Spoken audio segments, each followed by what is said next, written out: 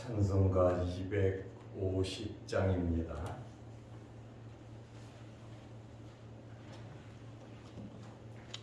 찬송가 250장.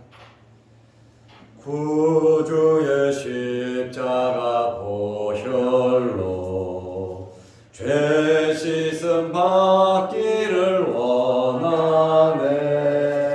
내 죄를 씻으신 주 이름 찬송합시다.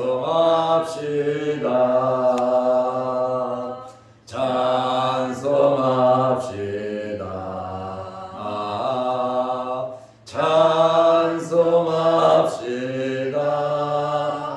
찬송합시다. 내 죄를 씻으신 주 이름 찬송합시다.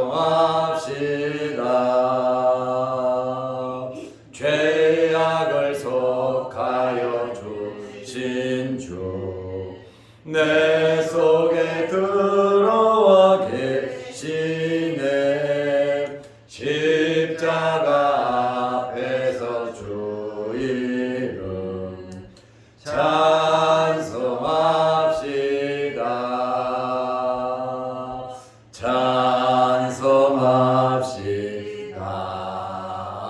찬송합시다.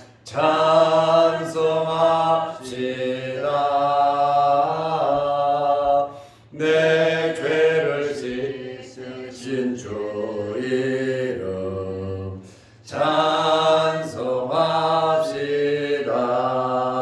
찬송합시다.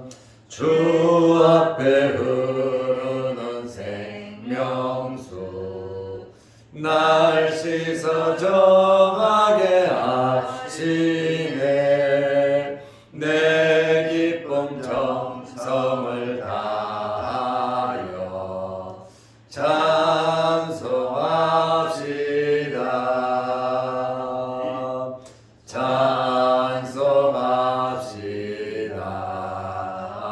찬송합시다. 찬송합시다. 내 죄를 씻으신 주 이름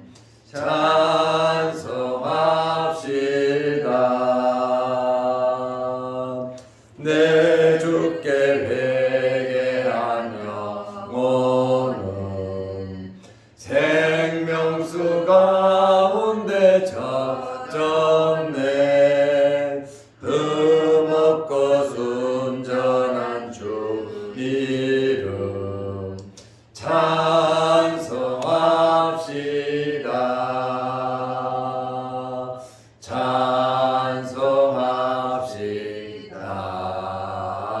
찬송합시다. 찬송합시다. 내 죄를 씻으신 주 이름 찬송합시다. 아멘. 사도신경으로 우리의 신앙을 고백하겠습니다.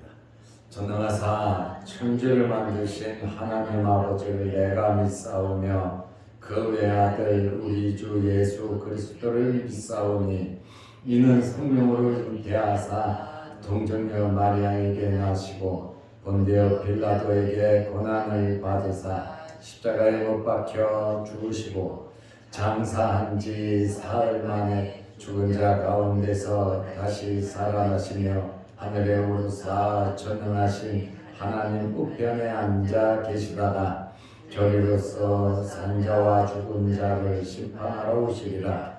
성령을 믿사오며 거룩한 공회와 성도가 서로 교통하는 것과 죄를 사하여 주시는 것과 몸이 다시 사는 것과 영원히 사는 것을 믿사옵나이다.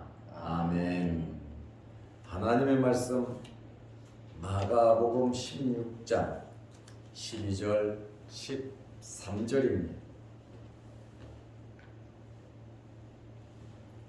그 후에 그들 중 두 사람이 걸어서 시골로 갈 때에 예수께서 다른 모양으로 그들에게 나타나시니 두 사람이 가서 남은 제자들에게 알리었으되 역시 믿지 아니하니라. 아멘. 오늘은 엠마오로 내려가는 두 명의 제자에 관한 말씀입니다. 오늘 마가복음에 보면 두 절로 간단하게 설명이 되어 있어요. 요 안에 12절하고 13절 이 사이에 엄청난 사건이 있습니다. 이 내용은 누가복음 24장 13절에서 35절의 내용입니다. 오늘 저는 누가복음 24장에 있는 내용, 마가복음은 두 절로 끝맺음을 했지만 누가복음에는 22절이 나오고 있습니다. 제가 설교 원고를 쓰면서 누가복음 24장에 있는 내용들을 기록해 놓았고, 또 이 내용은 새벽 특별기도에 고난주간 예수님의 부활을 앞에 놓고 말씀을 전했던 내용입니다. 예수님께서 부활하신 날에 얼마나 놀라운 사건입니까? 예수님께서는 여러 번 말씀하셨어요. 나는 예루살렘에 올라가면 고난받고 죽을 거다. 그리고 3일 만에 살아날 것이다. 예수님께서 여러 번 말씀하셨습니다. 주님께서 부활하신 날에 예수님을 따르던 두 명의 제자가, 이들은 12명의 제자가 아닙니다. 예루살렘에서 엠마오로 내려갔습니다. 예루살렘에서 엠마오까지의 거리는 10km 정도 됩니다. 이 사람들은 어떤 사람들입니까? 12명의 제자들과 함께 어울렸던 사람. 그리고 누구보다도 가까이서 주님을 따르고 주님과 함께 했던 사람입니다. 주님을 열렬히 추종했고 6월절이니까 예수님과 함께 예루살렘으로 올라갔습니다. 낙에 타고 올라갈 때에 호산나 다윗의 자손이여 하면서 찬송할 때 그들은 정말로 흥분했단 말이죠. 예수님이 왕이 되시는구나. 예수님은 참 선지자시고 예수님은 우리를 로마에서 해방시켜줄 메시아 그리스도다, 이렇게 생각을 했을 겁니다. 그런데 뜻밖에도 예수님은 십자가에 달려 돌아가셨습니다. 아주 맥없이 힘없이 산에서 잡혀서 재판받고 사형언도 받고 예수님께서 십자가에 못 박혀 돌아가셨습니다. 그들의 기대와 희망이 완전히 좌절되었어요. 그러면서도 혹시나 하는 무슨 하나님의 뜻이, 하나님의 역사가 일어나지 않을까 하는 혹시나 하는 기대 심리가 그들에게 있었습니다. 죽었던 주님이 잘못돼서 혹시 살아나지는 않을까? 말씀을 믿어서 살아난다는 것이 아니라 혹시나 주님께서 다시 돌아오시지는 않을까? 하나님께서 무슨 특별한 일을 일으켜서 저분을 살리지는 않을까? 우리에게 무슨 좋은 방법이나 기회가 없을까? 이들은 3일 동안 예루살렘에 있었던 것은 확실합니다. 그런데 이들이 예루살렘을 떠나게 된 결정적인 계기가 있어요. 그것은 여인들의 이야기입니다.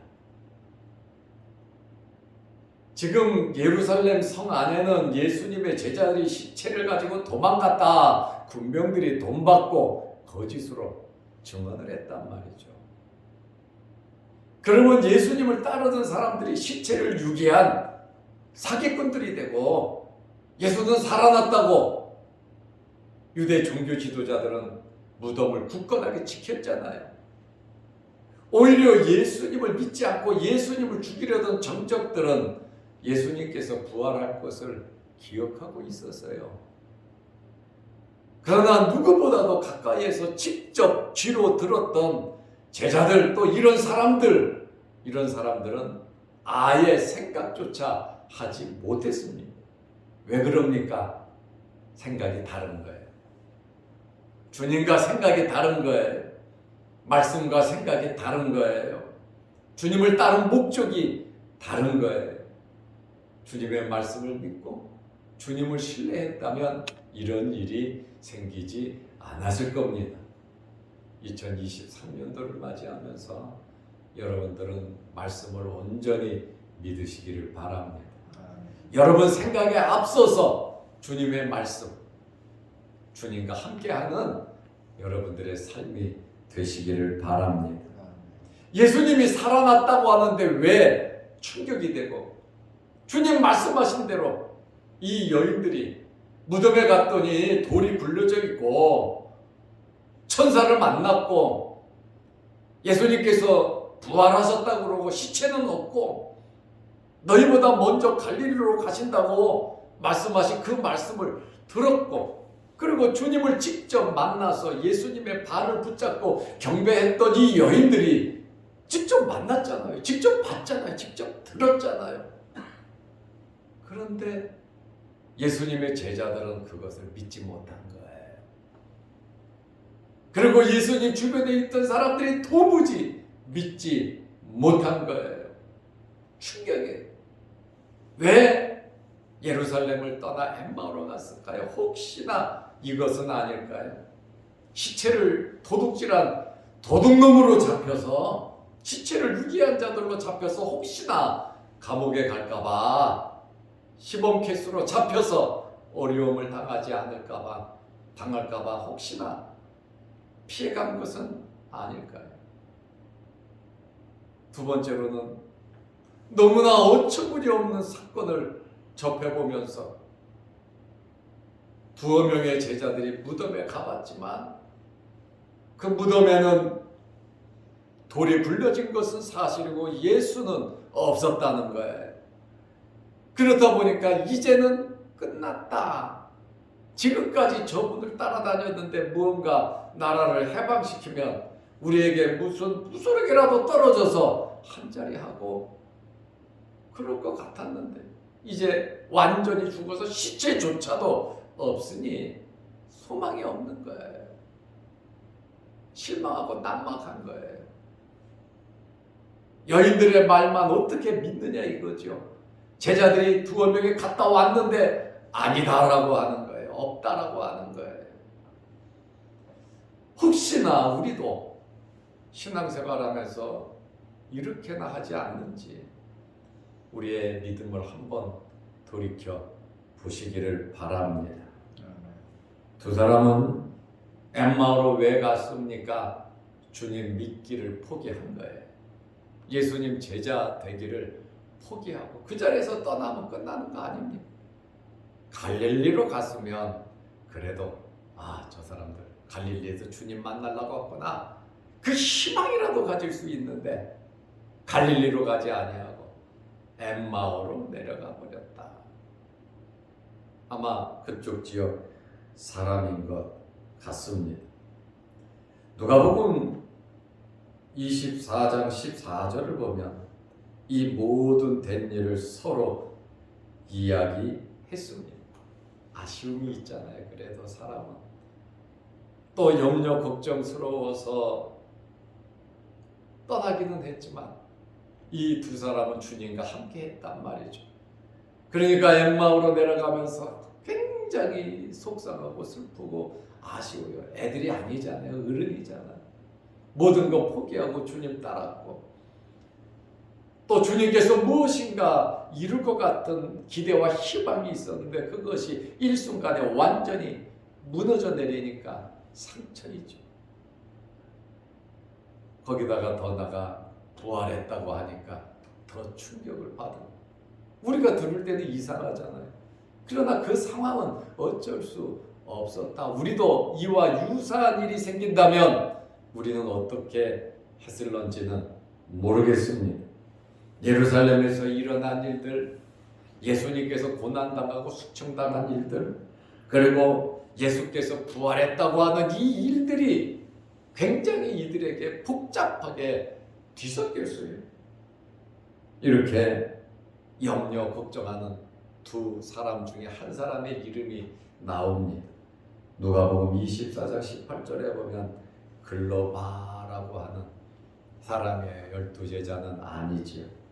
그러나 이 사람의 아내는 마리아인데 굉장히 적극적이고 남편과는 비교할 수 없을 정도로 주님을 가까이에서 따랐던, 멀리서 주님의 고난을 지켜봤던, 남편은 제자들과 같이 다 떠나버렸지만 그의 아내는 끝까지 주님의 무덤까지 다 확인하고 지켰던 여인이란 말이죠. 그래서 믿음이라고 하는 것은 부부라도 똑같지는 않아요. 각자 영적인 신앙 상태가 다르다고 하는 말이에요. 여러분들의 믿음이 항상 앞장서서 잘 이끄시기를 바랍니다. 이렇게 실망하고 낭망하고 완전히 떠나버리는 좌절한 이 두 사람에게 예수님께서 찾아오셨어요. 우리가 때로는 낭망하고 실망하고 포기하고 싶고 죽고 싶고 괴롭고 힘들 때 사람들은 전부 다 손가락질하고 사람들은 뭐라고 해도 그래도 우리를 버리지 않고 끝까지 믿어주고 찾아오시는 분은 예수 그리스도이십니다. 에덴 동산에서 아담을 찾아왔죠. 아브라함을 찾아왔죠. 노아를 찾아왔죠. 성경 역사는 하나님이 우리를 찾아오신 것이지 우리가 하나님을 찾아간 것은 아니에요. 이것이 은혜라고 하는 거예요. 예수님께서 이 땅에 육신을 입고 오셨지 우리가 어떤 방법으로 우리의 것으로 구원받는 것이 아니거든. 하나님은 지금도 우리를 찾아오시는 분이십니다. 올해도 여러분을 찾아오시며 함께 하실 줄로 믿으시기를 바랍니다. 예수님께서 그들의 마음을 모르겠습니까? 그들의 믿음 상태를 모르겠습니까? 그들의 환경을 모르겠습니까? 예수님은 전지전능하신 분이십니다. 그들에게 찾아오셨고 그들 옆에서 함께 걸어가셨습니다. 참 우리 같으면 어떡하겠어요? 그렇게 말하고 권면하고 믿으라 그러고 나는 부활한다 그러고 너희보다 먼저 갈릴리로 간다 그러고 이렇게 말씀을 하셨는데 믿지 못하고 말을 했는데 믿지 않고 오히려 의심을 한다면 우리는 어떻게 하겠습니까? 겟세마네 동산에 가서 기도하라고 했더니 기도하지 못하고 잠만 자. 예수님을 모른다고 부인하고 저주하고 맹세하고 다 도망가 버리고 아마 우리 같았으면 상대를 안 할 거예요. 그러나 주님은 일어나라 함께 가자. 베드로에게는 야 네가 회개하고 돌이킨 후에 많은 사람들을 위로하고 권면해라. 예수님께서 모든 것을 아시면서 베드로가 부인할 때 예수님께서는 베드로를 쳐다보시잖아요. 그 재판 속에서 고난을 받으면서도 베드로가 부인하니 얼굴을 돌려 베드로를 보고 베드로는 예수님의 얼굴을 보고 마음에 찔려 말씀이 기억나서 베드로는 회개했잖아요. 회개했음에도 불구하고 이렇게 부활했다는 소식을 믿지 못하는 이러한 제자들의 모습을 보면서 참 사람은 연약하다. 우리는 연약한 것밖에 없음을 고백하지 않을 수 없습니다. 그런데 예수님께서 다정하게 옆에서 함께 걸어가셨는데 그들은 예수님을 알아보지 못했어요. 풍랑일 때는 유령이라고 하고요.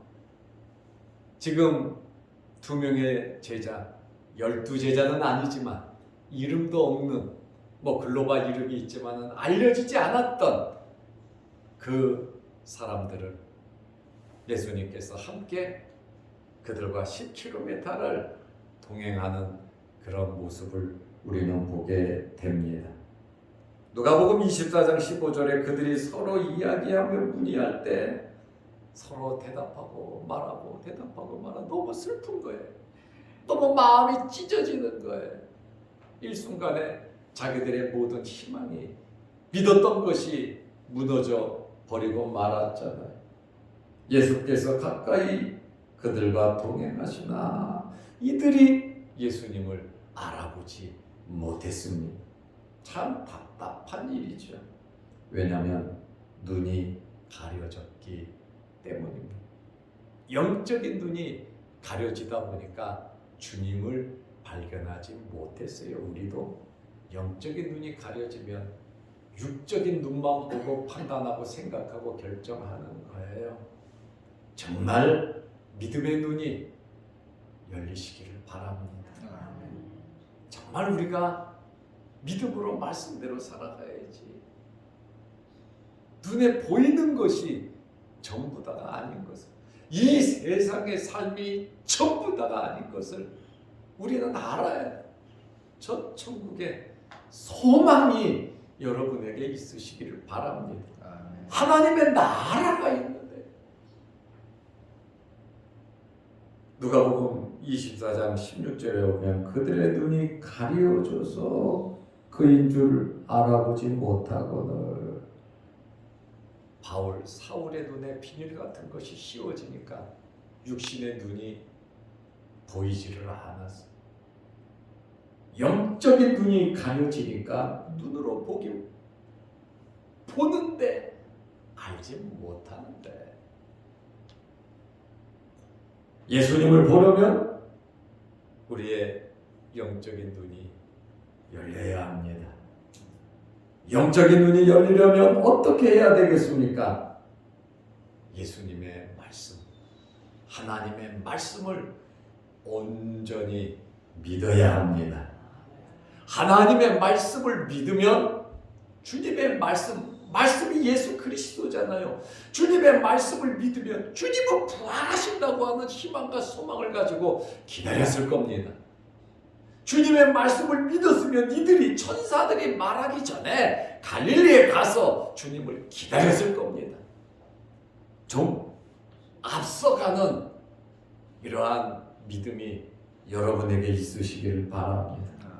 그런데 이들은 예수님께서 부활하셨음에도 불구하고 직접 만나고 경배하고 눈으로 목격한 여인들의 이야기도 믿지 못하고 그들은 결국 너무너무 오히려 슬펐고 혼란과 두려움 속에 빠졌다는 거예요. 예수님의 부활이 예수님의 제자들에게 이러한 혼란과 두려움과 슬픔과 걱정을 끼쳐서야 되겠습니까? 이렇게 된 원인이 뭡니까? 주님의 말씀을 믿지 못해서 그렇습니다. 사실 환경적으로는 어렵죠. 그 어려운 환경 모르는 것은 아니에요. 유대 종교 지도자들이 예수님을 잡아 죽이려고 했고 예수님을 십자가에 못 박으라고 많은 사람들이 소리를 쳐서 예수님 십자가에 못 박혀 돌아가셨고 제자들은 이미 무섭고 두려워서 도망을 갔고 거기다가 또 부활했는데 제자들이 그것을 시체로 훔쳐갔다 그러니까 제자들에게 어떤 엄청난 일이 불이익이 당할는지 모릅니다. 이러한 어려운 환경을 우리가 모르는 것은 아니에요. 자칫 말 잘못했다가는 엄청나게 큰일 날 일이 생긴다는 거죠. 그러나 여인들은 그렇지 않았잖아요. 이 여인들도 부활을 부활할 것을 말씀을 기억한 것은 아니에요. 그러나 남다른 뜨거운 열정을 가지고 무덤으로까지 찾아갔잖아요. 그 사랑하는 마음을 표출했잖아요. 도망가지 않았잖아요. 우리에게는 이러한 뜨거운 열정과 믿음, 포기하지 않는 끝까지 주님을 따르는 그러한 열심이 있다면 부활의 주님을 만날 줄로 믿으시기 바랍니다. 엠마오로 가는 길이 무척 무겁고 마음의 걱정, 근심이 태산을 이루었습니다. 이들은 예수님의 죽음이 슬펐고 예수님의 부활을 믿지 못했습니다. 오늘 우리가 이러한 말씀을 보면서 우리는 어떤가? 내가 신앙생활을 하면서 가정생활을 하면서 사회에서 돈을 벌고 먹고 살면서 정말 나는 어떤 믿음의 상태에서 살아가는가? 2023년 나의 바람과 꿈이 무엇인가? 과연 하나님의 영광을 위한 것입니다. 말씀을 이루기 위한 그러한 꿈과 계획과 기대감을 갖고 있는지, 아니면 육신적으로 내가 잘 먹고 잘 살고 성공하고 잘 되는 그것이 우리의 2023년도의 꿈인지 우리 자신들을 돌아보면서 하나님의 영광을 위해서 하나님의 말씀대로 우리가 살아간다면 우리가 계획했던 육신적인 계획과 꿈 이상으로 하나님께서 해 주실 겁니다. 너희는 먼저 그의 나라와 그의 의를 구하라. 그래야면 이 모든 것을 너희에게 더하시리라고 말씀하셨거든요. 그러므로 하나님의 나라와 의를 구하는 저와 여러분들이 되시기를 바랍니다. 기도하겠습니다. 하나님 아버지, 엠마오로 내려가는 2명의 제자들의 상태를 말씀으로 살펴보았습니다.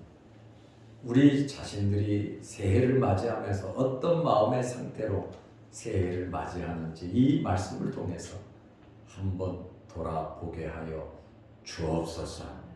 오늘도 이 새벽에 주의 전에 나와 머리 숙여 경배하며 기도합니다. 우리의 예배를 받으시고 우리의 삶이 온전한 예배가 되게 하옵소서.